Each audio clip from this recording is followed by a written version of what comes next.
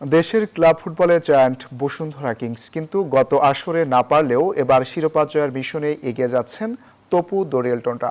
বিএফএলে এখন পর্যন্ত 6 ম্যাচের 5টি জিতেছে আর 1 ম্যাচে ড্র করে টেবিলের শীর্ষে আছে 5 বারের লিগ শিরোপাজয়ী কিংস।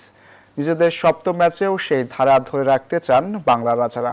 গাজীপুরে বাংলাদেশ পুলিশের বিপক্ষে আজ বিকেল 4টায় মাঠে নামবে তপু কিউবা মিচেলরা। বসুন্ধরা কিংস মানেই ফুটবলের নতুন জাগরণ। মাঠ থেকে শুরু করে ফুটবলে নতুন ধারার প্রবর্তক বললেও ভুল হবে না। গত আসরে প্রিমিয়ার লিগের শিরোপা হারালেও এই আসরে তা আবারও নিজেদের করতে মরিয়া বসুন্ধরা কিংস।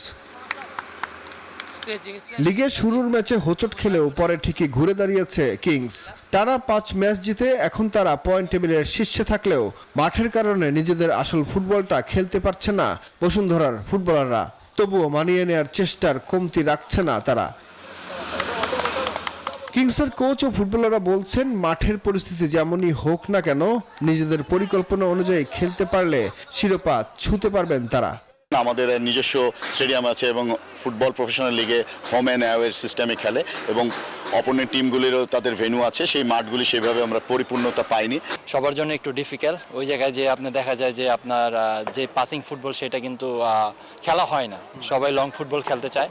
তো আসলে আমরা এই বছরও তো ফেস করি না, আমরা সবসময় এরকম ফেস করে আসছি। তো আসলে এটা একটা মানে টাফ সিচুয়েশনে হয় সব টিমের জন্যই।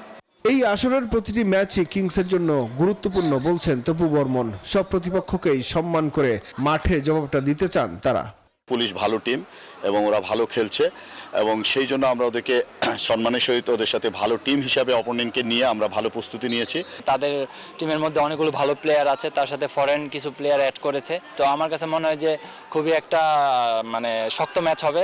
ক্লাবগুলোর যদি আধুনিক ফুটবল রপ্ত করতে হয় তবে অবশ্যই ভালো মাঠে খেলার অভ্যাস করতে হবে বলে মনে করেন তারা।